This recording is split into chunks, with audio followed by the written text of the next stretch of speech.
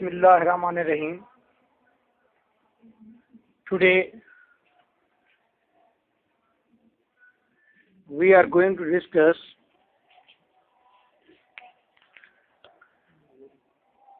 Prologue to the Canterbury Tales.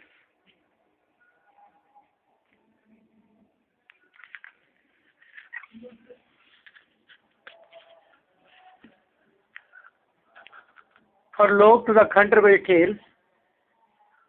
This book is written by Geoffrey Chaucer. Mostly critics and writers and literary people call Chaucer, but it is mine own ability that I called him Chaucer.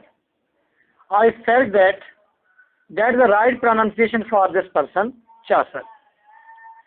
And by the way, some people are also over there, they also called him Chaucer. You avoid this word Chaucer, the word Chaucer is apt for it.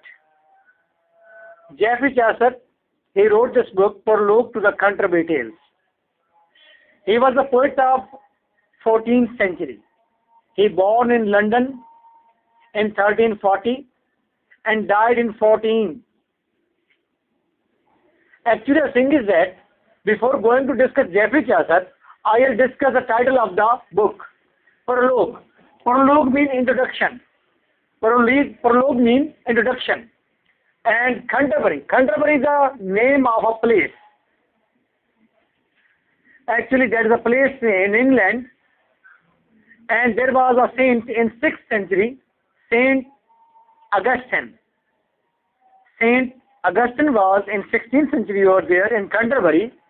After death of Saint Augustine, they have made a church and some tomb like something shrine they have made, and people then start to come to visit over there. As there are shrines in Pakistan, there are also some shrines in the Christian mythology, you can say, in the Christian world too. Canterbury is also a place, there is a name of a place in which there is a church and there is also a shrine, and this shrine belonged to Saint Augustine. Tales. Tales mean stories. Now come to topic. First of all, he is telling us Geoffrey Chaucer was once in a travel, in a pilgrimage. We will say pilgrimage. Pilgrimage किसे कहते हैं? ज़ियारत के लिए सफर करने को कहते हैं. Pilgrimage एक बार किया जा रहा था कैंटरबरी की तरफ. तो जेफरी चासर उसके दरमियान में था. जेफरी चासर जो कि राइटर है उसके दरमियान था. There were a lot of peoples with him. बहुत से लोग डिफरेंट प्रोफेशन से लोग आए हुए थे जो उसके साथ चल रहे थे. तो उन मुख्तलिफ किस्म के कैरेक्टर्स को देखकर he was genius and he was also a poet. तो उसने तमाम लोगों की पोएम्स बना दी. Actually in those days he was saying that these are tales, these are not the poems. उसने कहा ये कहानियां हैं. Actually these are poems, but he is considering them tales, कि ये कहानियां हैं.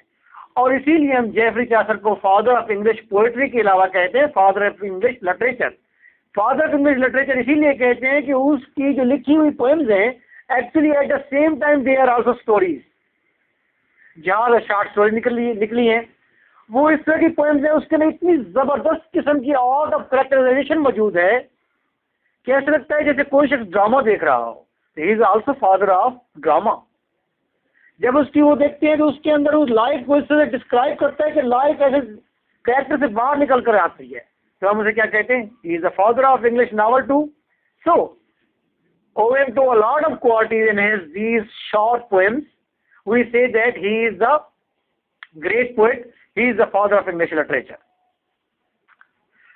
Further thing is that he was the first writer. He was the first writer who practiced poetry in English in a proper way. Before Geoffrey Chaucer, English was a language, but that was not highly attributed, and as it was after the death of Geoffrey Chaucer. जैसे कि आज Urdu language कैसी language है? बिल्कुल zero language है. बहुत कम लोग बोलते हैं दुनिया के हवाले से देखा जाए. अगर आज कोई पोएट यहाँ से बैठकर बहुत ही एट्रीब्यूटेड और मॉडर्न किस्म की पोएट्री कर दे तो देन तमाम लोग उसके अंदर फिर प्रैक्टिस करना शुरू हो जाएंगे और ये लैंग्वेज बड़ी लैंग्वेज हो जाएगी. लोग इसको पढ़ना शुरू कर देंगे, समझना शुरू कर देंगे. Same was the case in those days Anglo Saxon लोग थे, अंग्रेज थे, लेकिन इंग्लिश लैंग्वेज थी, that was not highly attributed. Geoffrey Chaucer ने आकर क्या काम किया, उसने इसके अंदर, जेफरी चासर ने इसके अंदर काम करना शुरू किया। उसने पोएम्स लिखी, पोएम्स इतनी अच्छी थी, लोगों को इतनी पसंद आई कि उसके बाद लोगों ने इंग्लिश लैंग्वेज में काम करना शुरू कर दिया। उसके बाद देखते हैं आप कि किस तरह से सूर्य एंड वाइट आ जाते हैं सोनेट लेकर इटली से, उसके बाद फिर मार्लो, शेक्सपियर और फिर इंग्लिश का दौरा हो जाता है। Clear? That was prologue to the controversy tales. हमने इस पोएम के टाइटल का इंट्रोडक्शन दिया है पोएट के हवाले से। First of all now I will discuss about Geoffrey Chaucer. वो who was Geoffrey Chaucer? Actually he was the son of a landlord, and his father was a wine merchant, but he accidentally became a landlord. How? I will tell you later. Okay. And Geoffrey Chaucer went into the court and he served the King Richard and King Edward in 14th century. He was attached and he worked hard and he showed the best wisdom as a negotiator between the two countries. दो मुल्कों के दरमियान में negotiator बहुत अच्छा है, diplomat बहुत अच्छा है, गुफ्तगू करना जानता है, स्पीच इसके पास है। तो ये सारी क्वालिटीज की वजह से इसको बहुत पसंद किया गया और अपने आखिरी वक्त तक कोर्ट के अंदर ही मुलाजिम रहा है। हर एक इसने प्रेज किया जेफरी चासर की। तो बेटा ये बात याद रखें, जब भी कोई पोएट 14th सेंचुरी की जब बात करेंगे, जब उससे पहले की बात करेंगे, उस वक्त बड़े पोएट जो स्कॉलर तकरीबन वही थे जो कोर्ट के साथ अटैच हो जाते थे। वाई? बिकॉज हैंडमेड बुक्स होती थी, प्रिंटेड और पब्लिश्ड बुक्स बहुत कम होती थी। 14th सेंचुरी की बात कर रहा हूँ, इससे पहले तो बिल्कुल होती नहीं थी। तो जो कोर्ट तक रसाई हासिल कर लेता तो बादशाहों के पास हाथ से लिखे हुए बहुत अजीम स्कॉलर्स के नुस्खे रखे होते थे, तो उसको लाइब्रेरी सारी पढ़ने का मौका मिल जाता था। तो जेफरी चासर को भी वो मौका मिला होगा यकीनन, उसने वहां से स्टडी किया है। उसके अलावा दूसरा ऑप्शन ये है कि उसको गवर्नमेंट सपोर्ट कर रही है कि he can visit in different countries. जब मुख्तलिफ कंट्रीज में जाने का मौका मिला किसी भी राइटर को, किसी भी ज़हीन आदमी को, तो उसे दूसरी कंट्री में जाकर बहुत कुछ जाकर सीखा है वहां पर। जेफरी चासर भी, उसने भी इटली में जाकर सीखा है और भी बहुत सारे कंट्रीज में गया है। फ्रांस के अंदर जाता रहा है, फ्रांस में काफी दफा उसका आना जाना रहा है और भी बहुत सारे कंट्रीज में गया है जेफरी चासर। तो वहां से definitely he was a poet, तो उसे वहां से सीखने का मौका मिला है। लेट्स सी, ये तो हमने किंग्स के हवाले से जेफरी चासर की इंपॉर्टेंस बता दी। What I am discussing in the background, actually I am connecting these are relation with the Geoffrey Chaucer. Clear? Now the third thing is that he was a diplomat. He was a good diplomat, and there are a lot of benefits for his being a diplomat. मैंने बता दिया आपको कितने benefit उसने उठाए हैं। Different countries के visit हो गए, हर कंट्री में जाता था, वहां पर जो लिटरेचर उस वक्त मौजूद होता उसे स्टडी करने का उसे मौका मिल जाता था। उसके अलावा उसको कोर्ट के अंदर पड़ी हुई बुक्स को भी डिस्कस करने का मौका मिलता। What's ever? Now I am going to discuss the age of Chaucer. Chaucer की एज में क्या प्रॉब्लम्स हैं? चासर की एज में जो उन्होंने रिसेंटली प्रॉब्लम फेस किया था जेफरी चासर ने, जेफरी चासर के फादर ने स्पेशली, वो था black death. There was a disease in the country. A lot of people, you can say that 40% people have been died in England. 40% लोग मर गए थे। So जेफरी चासर के कुछ रिलेटिव्स थे, वो भी इस ब्लैक डेथ के अंदर मर गए, और जब वो मरे हैं तो जेफरी चासर के फादर को उनकी प्रॉपर्टी हिस्से में आ गई, and he became abruptly suddenly a landlord. उसका फादर लैंडलॉर्ड बन गया था। ये बात वो जो मैंने कहा था लेटर डिस्कस करूंगा, वो क्लियर होगी। वॉर्स, इंग्लैंड फ्रांस के साथ 100 साल जंग करता रहा, और इस जंग का कुछ हिस्सा जेफरी चासर के पीरियड में आता है। इंग्लैंड और फ्रांस ये दोनों आपस में साथ साथ हैं। क्लियर? जैसे कि लंदन और पेरिस ये बिल्कुल करीब है, बॉर्डर है इनके दरमियान में, दोनों कैपिटल हैं। ओके, हमें ये पता चल गया उस एज में ये परेशानियां भी मौजूद हैं, ये मसाइल भी मौजूद हैं। Geoffrey Chaucer has visited to Italy. जब इटली में गया तो इटली में 2 राइटर बैठे थे उस वक्त। एक का नाम था पेट्रार्क हेडरिक के स्टूडेंट कौन थे? Student bite we can say. हेडरिक एक उस्ताद भी था। हेडरिक माने ना माने अपनी जिंदगी में हम जरूर कहते हैं कि वो उसका उस्ताद था। His name was Boccaccio. Boccaccio was an excellent writer in Italian language, and people borrow from him rhyme scheme and rhythm and a lot of things. Actually, Petrarch also learned a lot of things from Boccaccio, and Geoffrey Chaucer was also influenced by the Boccaccio directly as well as from the Petrarch directly.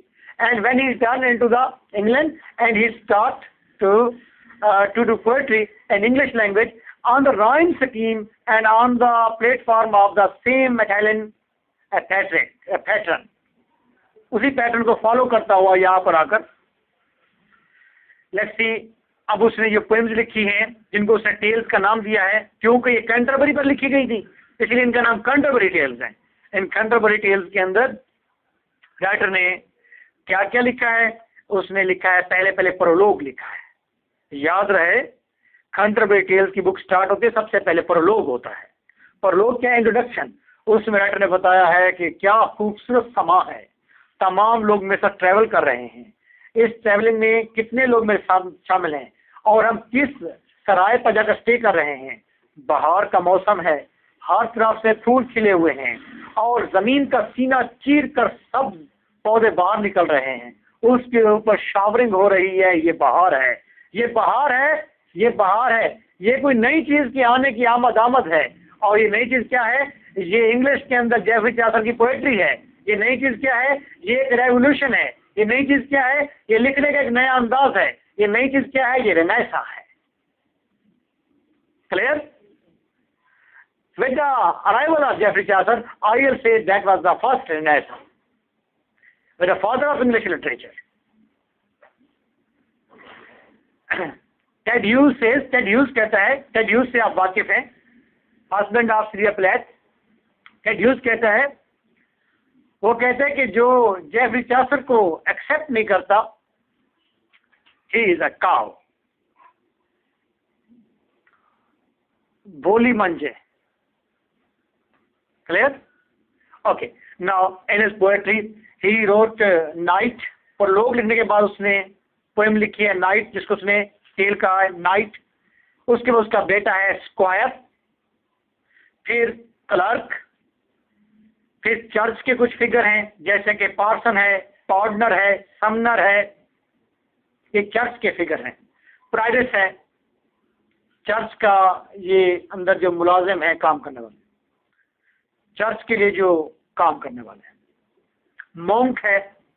After this यहाँ पर wife of death है और same like some other characters are also over there. तमाम के ऊपर उसने poems लिखी है। ये मैंने थोड़ा सा इंट्रोडक्शन दिया। पोएट्री को पढ़ने के बाद हम क्या फील करते हैं? He is a champion of humour and he can do well humour without injuring anyone and he can use the best wit का बेहतरीन इस्तेमाल करेगा कि आप लोग खुश हो जाएं। Irony is over there, but a mild irony is over there. That is not a bitter irony, ये माइल्ड आयरनी है, खूबसूरत सी आयरनी है। तंज तो है लेकिन खूबसूरत तंज है जिसको हम माइंड नहीं करते। स्टायर इज ओवर देयर, तंज है, स्टायर भी करता है तो फील नहीं होता, माइल्ड स्टायर है। और the best thing in all his work is art of characterisation. He will told you about the appearance of the character के अपीयरेंस बताएगा और कैरेक्टर आपकी आंखों के सामने, आपके दिमाग के ऊपर ऐसे प्रॉपर तस्वीर बनाकर सामने ठहरा हुआ होगा। That's the quality, biggest quality of Geoffrey Chaucer. The art of characterization is the best one, even though he is writing the poems. ये poems हैं। poems के अंदर नाइट लिखा है तो नाइट के ऊपर जंग जो कुछ है तस्वीर खींचेगा, वो उसे बताएगा, उसके पेरेंट्स बताएगा, उसके मूड बताएगा, उसके मैनर्स बताएगा। तो आपको यूँ लगेगा कि वो नाइट आपकी आंखों के सामने है, आप उसकी पिक्चर बना सकते हैं कि ऐसा होगा नाइट जैसे जैसे। Art of characterisation is the best one. और देखें ड्रामे की क्या क्वालिटी होती है, क्या आर्ट ऑफ कैरेक्टराइजेशन कमाल होती है। कैरेक्टर सामने आ जाता है तो कैरेक्टर सामने आ रहा है। नावल की क्या खूबसूरती होती है, कैरेक्टराइजेशन होती है। तो जेफरी चासर हर लिहाज से father of English literature consider किया जा सकता है। Clear? Now, third thing, what is the beauty? Beauty is that he is a representative of his age. अपनी एज का बेहतरीन रिप्रेजेंटेटिव है, अपनी एज को उसने बेहतरीन तरीके से रिप्रेजेंट किया है। कि हम अगर चाहते हैं कि जेफरी चासर की एज बताएं, देखें कौन सी एज है, उसकी एज में क्या हो रहा है जेफरी चासर की, और लोग टू द कंट्रोवर्सी टेल्स पढ़ने के बाद we are clear that what was in this period, what the anarchy was over there, what the problems were over there, how was the church over there, how the women were treated, and how the women were in those days, how the men were. All people will be come in front of us. That one critic says that 14th century. He says that Chaucer's century. 14th century is the century of Chaucer. Chaucer's century. Even though in this century there are also other writers, but this is a Chaucer's century because he is the biggest. His characters are lifetime characters. Till that day, in 20th century, we can consider the characters are present over there. There is a God's plenty in the work. God's plenty. There is something बहुतात है किस चीज की महतात हो गई है, हर चीज बहुत ज्यादा है और मजेदार है, और बेहतरीन जैसे गॉड ने हर चीज को बनाया है महतात के साथ बनाया है, लेकिन हर चीज के अंदर एक सिमेट्री मौजूद है, एक बैलेंस मौजूद है। इसी तरह चासर के काम के अंदर गॉड प्लेंटी है, यानी कि उसको कोई खुदाई इंस्पिरेशन है कि जब वो लिखता है तो गॉड प्लेंटी हो जाती है, हर चीज सिमेट्री में है, बैलेंस में है, और हर चीज बेहतात में है, किसी की कमी नहीं है। तो specially when we will see the representative of his age, we will consider Geoffrey Chaucer as a representative of his age. Then there would be two things that will be the major one, and one will be the church. How was the church in those days? How much corrupt the church was? And Geoffrey Chaucer didn't star or criticize those people. What he saw, he described them as it is. जैसे देखता है वैसे बयान कर देता है. No criticism is over there. लेकिन उससे पता चल जाता है कि जेफरी चासर की एज में चर्च की क्या कंडीशन है, उस वक्त लोग क्या कर रहे हैं। सेकंड ऑप्शन वैमेन, उस पीरियड में वैमेन किस तरह की है, कैसे मिजाज रखती है, कैसे मूड रखती है, अगर वो चर्च से रिलेटेड है या चर्च से आउटसाइडर है तो किस तरह की है, जैसे कि वाइफ ऑफ बाथ प्रेरिस है। That was Geoffrey Chaucer, that was 14th century, that was the beginning of English literature. यहां से इंग्लिश लिटरेचर की आगाज होता है जेफरी चासर। इससे पहले भी लोग पोएट्री करते रहे होंगे इंग्लिश के अंदर, लेकिन जेफरी चासर के आने के बाद से इंग्लिश प्रॉपर तरतीब से आई है। लोगों ने समझा है कि that is a worthy language in which one can write some ideas, और उसके बाद आज तक जेफरी चासर की ये वर्क जो है वो आज तक कितना वर्क हो चुका है, और ये लैंग्वेज इंटरनेशनल हो चुकी है। तो this language is also this language is now all over the world now, and it is because of maybe Geoffrey Chaucer, you can say that. Okay, so nice of you. Take well care of yourself. Thank you for being here. Allah Hafiz.